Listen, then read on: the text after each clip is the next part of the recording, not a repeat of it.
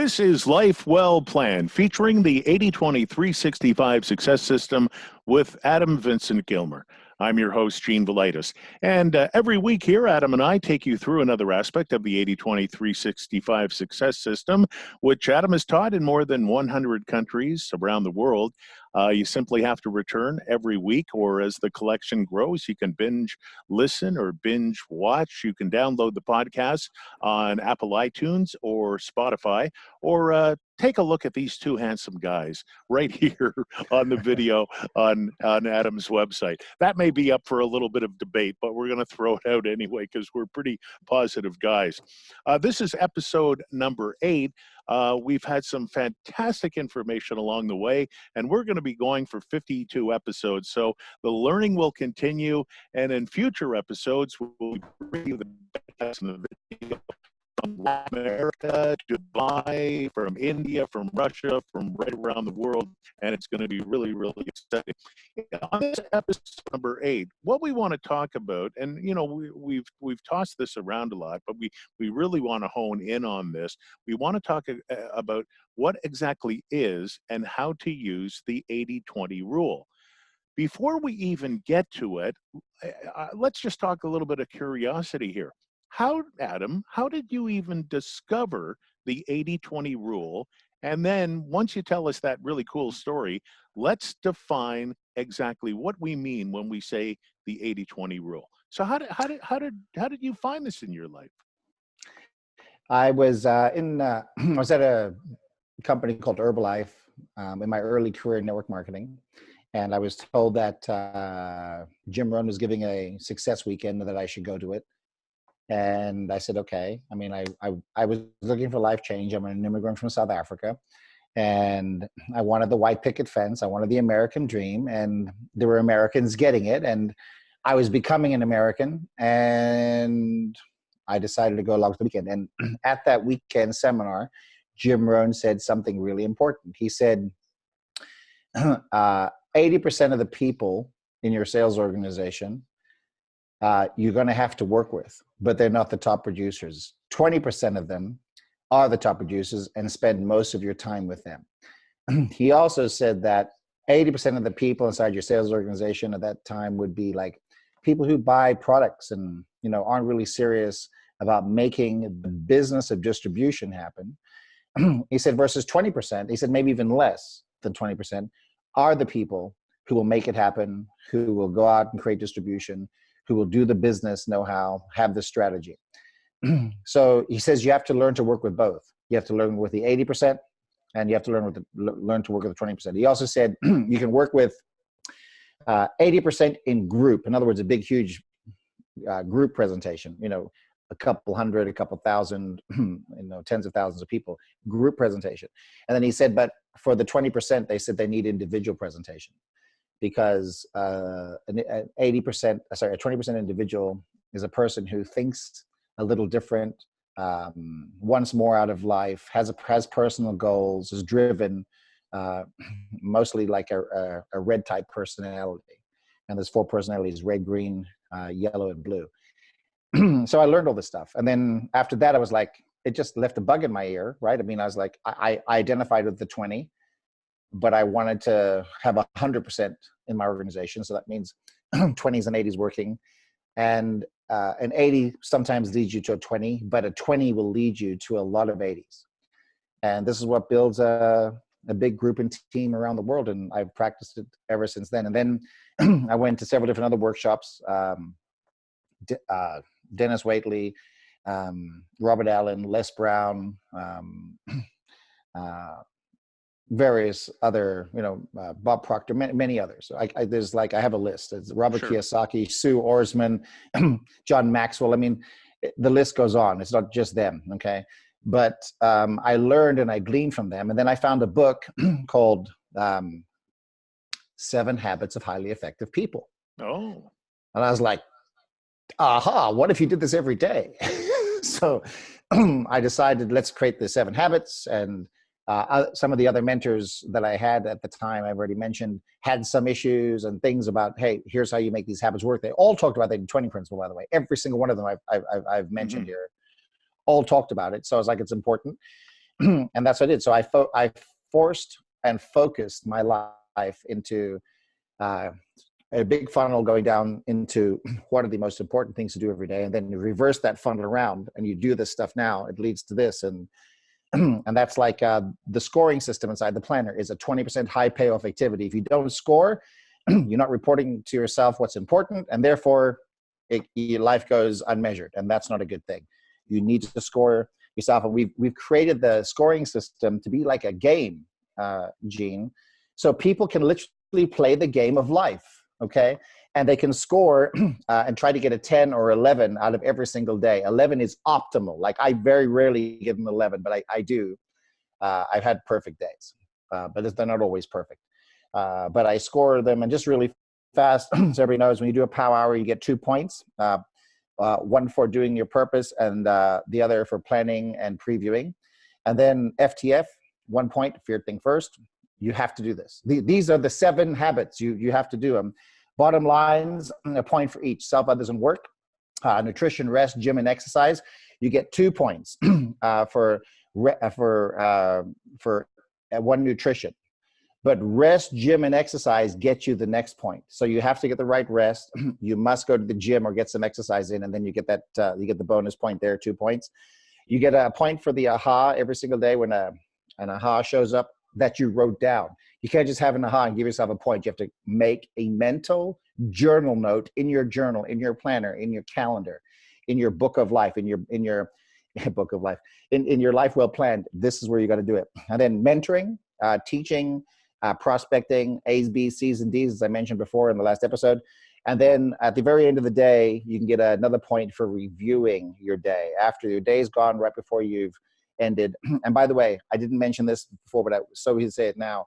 That's where I read my purpose statement out loud right before I retire each evening. Now, I have it on my iPhone, and it goes off as a reminder alarm. Here's your purpose statement. And so I'm able to read it there, like if I'm on the plane or what have you, and I'm like, I read it to myself. And I've even been, it's really funny, I'll have headphones on a plane, and I'll be mumbling my purpose statement because it's like, 2 o'clock in the morning or something on a plane traveling around the world somewhere. And, a stewardess will come, or aerostess will come up and say, is everything okay? I'm like, yeah, I'm just doing my stuff. But this is what drives me. And then, but those 7 habits are the most effective, high payoff, 20% vital few activities that you have to do every single day. If you want to score a 10 in the system or an 11, you can score an 11 if you do everything perfect. This is how it works. So in breaking into the 80-20 principle, Gene, I've talked about, and this isn't just, I didn't just discover this thing, okay? This is like, you can go and Google the 80-20 principle.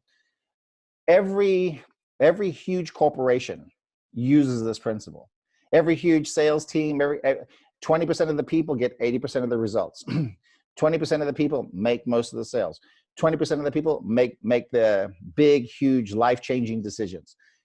So, and 80% of the people only get 20% of the results. So another way to look at it, and I've gotten, once again, people should go out and get this book too, The 80-20 Principle by Richard Koch. Unbelievable insight. And he's got a 80-20 way of thinking. He's got several books. And the reason why I'm promoting him, I don't get paid a penny out of this book. Okay, I do it because if we can change just a few people's thinking to change from what they're doing in the 80% and see what the differences are. And just here's some examples. 80% of achievement and happiness takes place 20% of our time. Wow. Okay. Our lives are profoundly affected for good and ill by a few events taking place every single day. Wow. So it's not the majority of events that take place, but a few little events change the outcome. Okay. There's always a few key inputs to what leads to happiness. So it's not lots of things that lead to happiness. There's a few key things. This one is great. There are always winners and always losers. There's always more of the latter. Mm-hmm. Meaning people, there's always more losers than winners. That's the 80-20 principle in effect in our lives. So if we understand, and you can go and Google this, you can see great diagrams. But if you take 20% of what you do and you measure it, the high payoff activities, you'll find out that it gets you huge chunks of results. results, 80% returns, return on investment. And if you count 80% of what you normally do during the day, it literally translates into very little achievement. So this system is designed so that when you're going through your daily planner, specifically in items D and E, you can put 20% high payoff activities in the 20% execution, creativity, let's get it done action mode, and then 80% into the 80% block. And just so you know, through the years I've been using the planner, very few 80s are going into my 80% section anymore. Most of it is just, I stay deliberately focused on the high payoff 20% activities. And why is this? Okay, the reasons is that, once again, in this book, Richard talks about a few things here. The point he wants to make is this.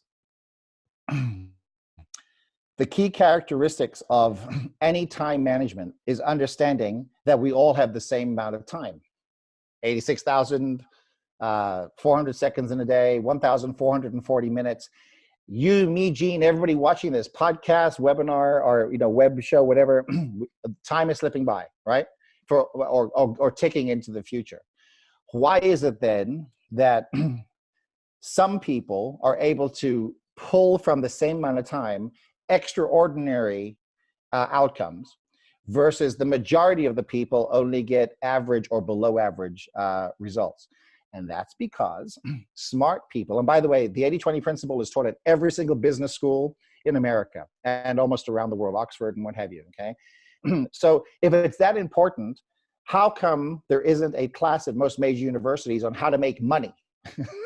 Okay. That's true. There isn't. No.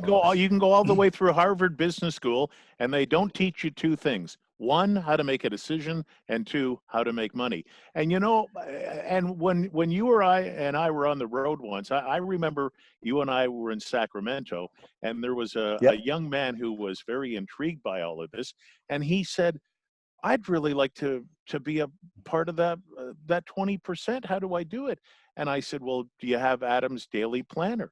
And he said, yes. And I said, and are you writing in it every single day? And he said, yes. I said, are you scoring your day? He said, yes. I said, well, guess what?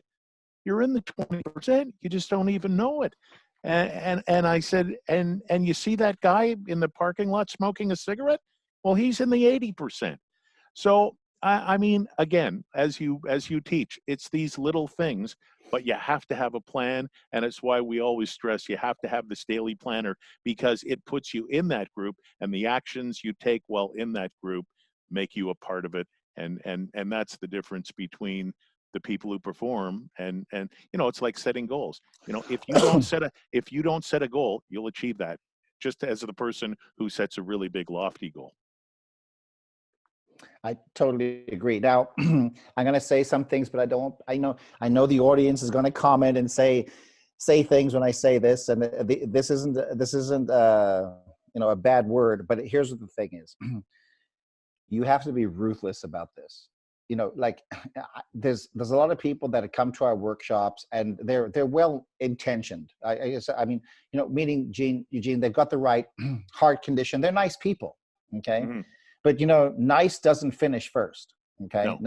So you have to be literally a little harder on yourself. That's why the demand comes into getting these things done. So once again, 80-20 book, and people say, where do I get all these things? I'm like, okay, well, look, I mean, the book is, I don't know if you can see this, but it's actually outlined in red. It's worn out.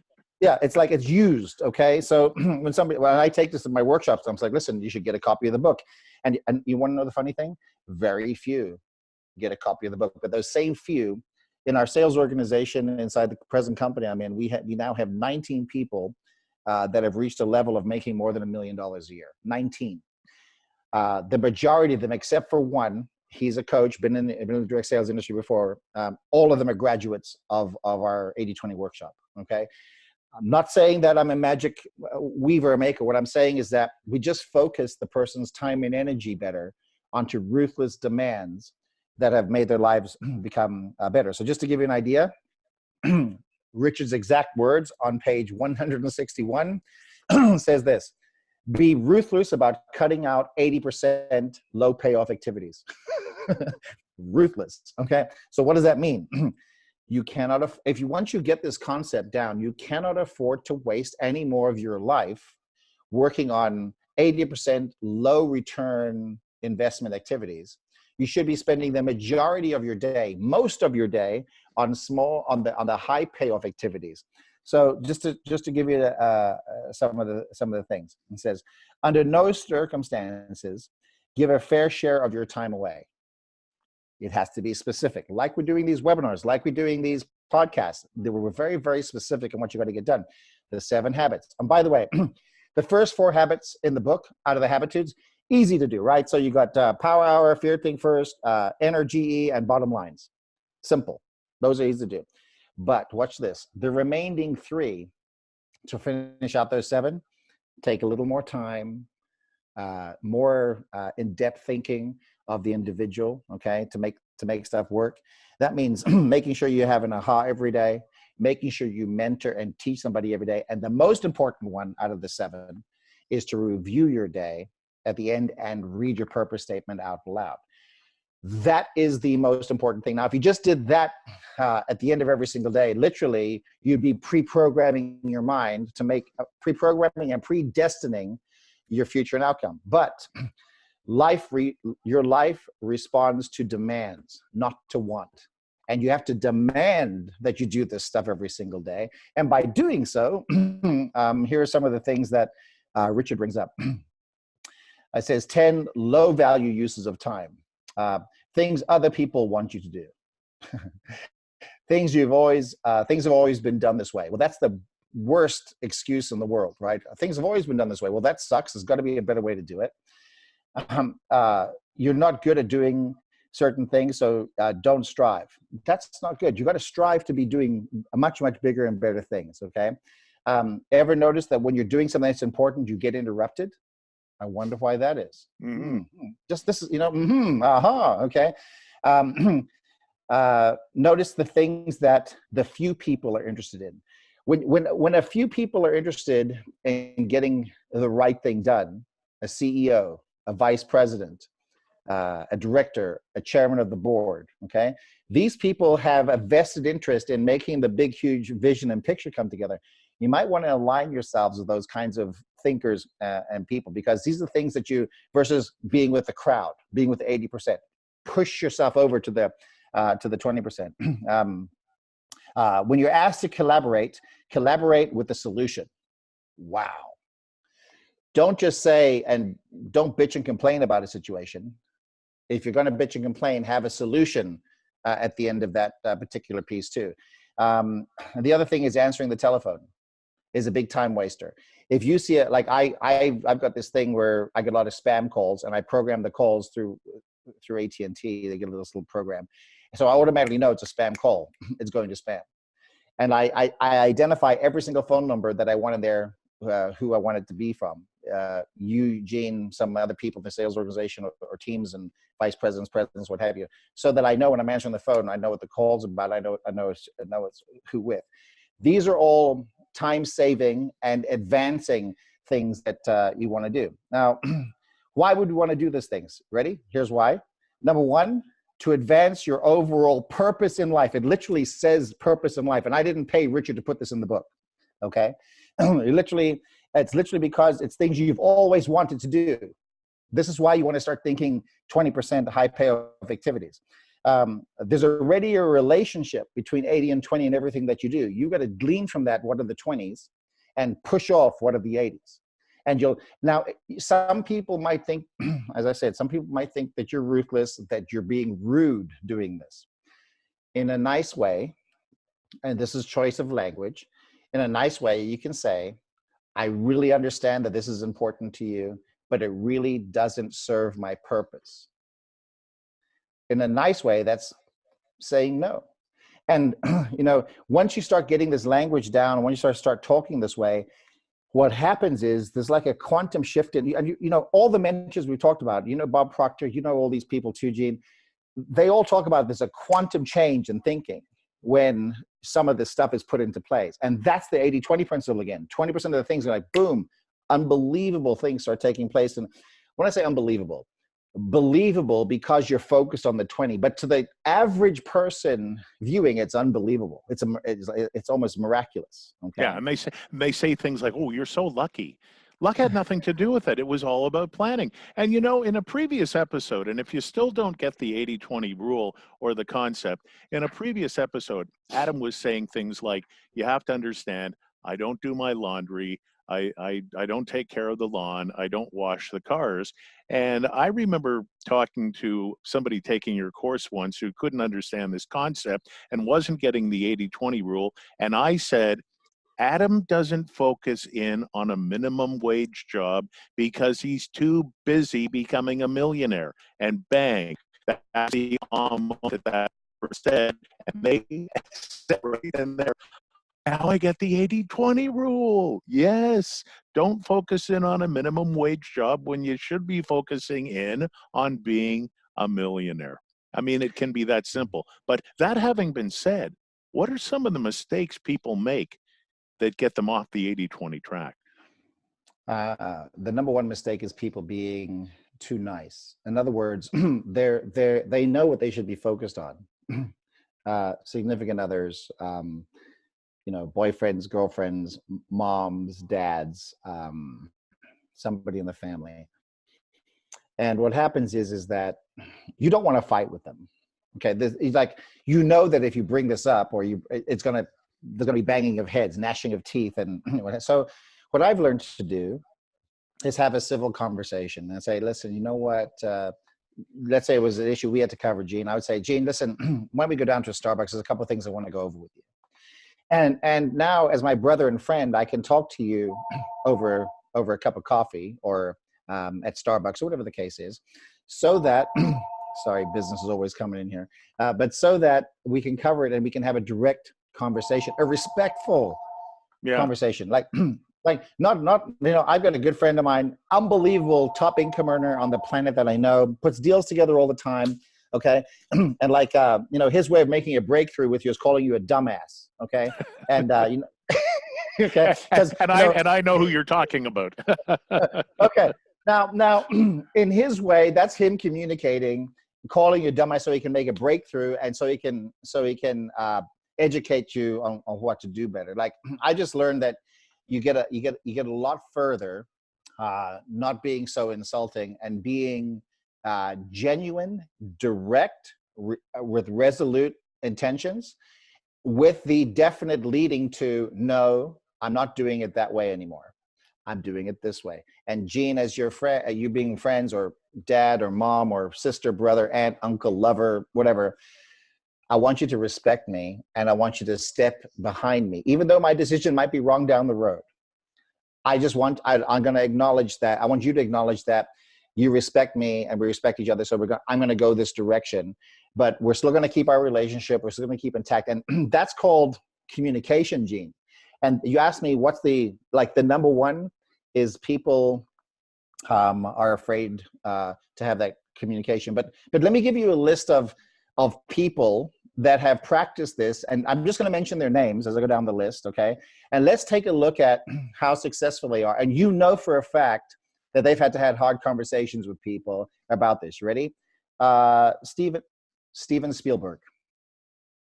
I guarantee you, going through cuts and edits and decisions and what have you, he's like, I'm sorry, there was arguments. There was I'm pretty sure. Oprah Winfrey, Michael Jordan, David Copperfield, Sylvester Stallone, Michael Jackson, even with the challenges and issues and what was told. Can you imagine the unbelievable performer? Can you imagine being part of his choreography team and how he demanded things? Hard conversations taking place.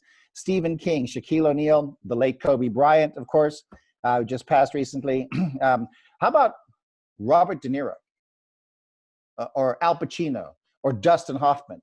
Okay, I'm bringing these names up not because that they're 80-20 gurus or anything. But because in your mind, if you're having a management decision with these men and women, you better know they're going to be making 20% high payoff decisions, because their lives, their dreams, their future literally depends on the decisions that they're making. They're not going to be making 80% random, it might work, what have you decisions. They're very specific. Okay, and I'm bringing those names up not to be difficult, but to give you an example as you're listening to this, to say, oh yeah, that makes sense. These people are focused on high payoff, vital few, huge return on investment of time and value. And that obviously leads to, wealth and income and what have you. But these are the things that these people focus on to make their lives better. Now, if they're doing it, why can't you? Why can't you spend $1 a day? And listen, by the way, we could charge a lot more for this. We talked about this in the beginning episodes. I'm more interested in creating value than I am in creating more millions and millions and millions of dollars. Now, I take the millions, Gene, okay, because it's part of the value proposition. But at the same time, anybody can do this, and we'll walk you along the process, not only step by step, but you'll learn this really fast. I promise you, after 4 or 5, 6 days of using this planner and not scoring the way you're supposed to be scoring, we can tell exactly what you're procrastinating, what your feared things first are, what bottom lines you're not doing, and how you're not reviewing your day and you're not reading your purpose statement. It's like it's an automatic report card to yourself. And it automatically says, if you're not doing this, and this, those immediately become 20% high payoff activities for you to start now. New habits now. And you start to critique yourself. And by the way, this isn't something that you walk into a principal's office, like I'm over your shoulder, or, a coach, and I'm like, hey, you dumbass idiot. No. What it is the system reports back to you and tells you, you haven't been doing your mentoring. You haven't been doing ahas. You haven't been, and it says, and the mechanism goes off in your head. I should probably be doing those things. Fear thing first. Put those and bottom lines. If you, at the end of the day, you ended in an entirely different place. And by the way, one of the other things I love about the planner is at the end of every single page, we have a quote. Okay, this one here is by Napoleon Hill. And it says, whatever the mind of a man can conceive and believe, it can achieve. Napoleon Hill. And we put these great thinkers at the bottom of every single one of these pages so that we can give you an inspirational thought for the day. You can look at things going, gee whiz. Here's one by Dennis Waitley. Here's one by, once again, Napoleon Hill, Les Brown, Vince Lombardi. We've done these things so that we can inspire you, to give you a moment of 80-20 coming from a great thinker. You might not be listening to one every single day, or, I listen to somebody new every single day to try and get new meat and how we can be better. These are the things that lead to a much, much better life. And it also leads to understanding the 80-20 principle much, much more, and putting it into your daily life. And the results, Gene, are amazing. And here's the little secret for somebody watching the video or listening to the podcast. And I think Adam and I want to leave you with this aha moment. If you're watching or you're listening, guess what? You're putting yourself in the 20% bracket, aren't you? Absolutely. In fact, I want to congratulate those people that have made it this far and are listening, to say, look, you obviously want to have a better life and you want to make things happen. So not only try this, do this. I demand that you do it. In fact, I got a small little challenge for people to do it and start your days. And if you don't get a 10 or higher every single day, you start at 0. So what that literally means is every day you're pushing. And then I promise you, after 30 days, when Pavlov would ring the bell, the dogs would salivate. Literally, this is going to happen to your productivity. You're going to start going, oh my goodness, new habits are going to be starting being created. New neurons and synapses are going to be formed or reinforced inside the mind. And very shortly, you'll be running for, you'll be pulling towards your goals and dreams than doing the things that have pulled you down and stopping you from actually achieving them. Well, there we go. That's how it works. It's the 80-20 rule. That's episode number 8. In episode number 9, coming right up, we're going to start planning and working together as a team for you to realize your daily, weekly, monthly, and 5-year objectives and goals. It's just, if you like these first episodes, I'm telling you, it's just getting started and it's going to be really, really exciting. Adam, answer that phone and start making another $1 million, would you? I'm sorry, it just goes off. Listen, thank you very much, Gene. See you guys on the next Life Well Plan. Take care. God bless. Yeah, and go to the website, get your daily planner. You need to have it. It's something you'll carry with you every single day for the rest of your life. It's at www.802365.com. For Adam Vincent Gilmer, I'm your host, Gene Villette, on episode number 9, where we start planning things together. Bye now.